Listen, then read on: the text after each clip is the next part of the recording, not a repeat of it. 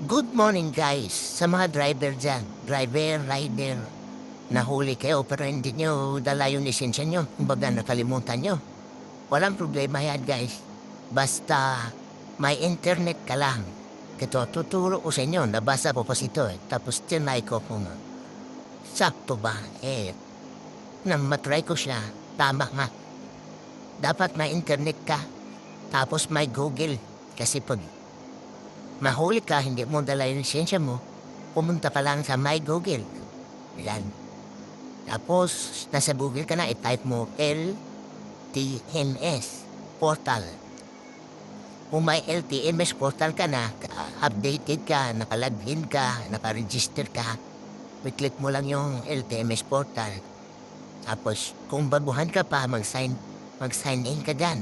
Pero kung nakaregister ka, log-in na lang. Ha? Kung baguhan ka, mag-register ka. Pero kung nakakuha ka ng lisensya ngayong taon na to, o nakaraang taon pa, na nauso na yung LTMS, kailangan mo lang, alam mo yung password. Saka kung hindi mo alam yung password, kailangan mo ng email. Naka-registered ka na, mag-login ka na lang. Kailangan, login ka lang tayo. Tapos, yung email mo, ilagay mo yung email mo.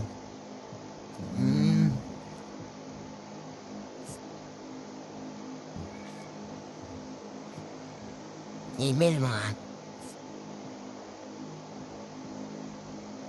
Ayan. Tapos siyempre yung password.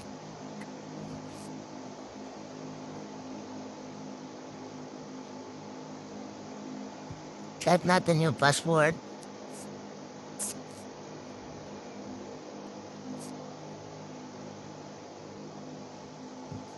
Tapos pag na-type na yun,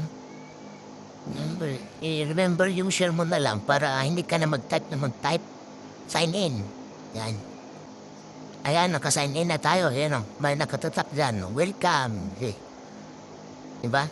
Kung gusto mo makita yung licensing mo, ayan. Click natin, diba? And then dyan, close natin. And ito yung digital ID natin. I-click natin to pag nahuli tayo. Ito lang ipapakita natin. Digital ID. Click mo yan. O yan, makita na sa likod. Oo, di ba? Ganun lang. Tapos, vehicle, makikita transaction, yung violation natin, makikita din dito yung violation natin. Click natin yan, violation. Oh, wala. Zero tayo. Unsettled. Wala. Ganun lang kadali. Kailangan mo lang na may internet ka. Ayan.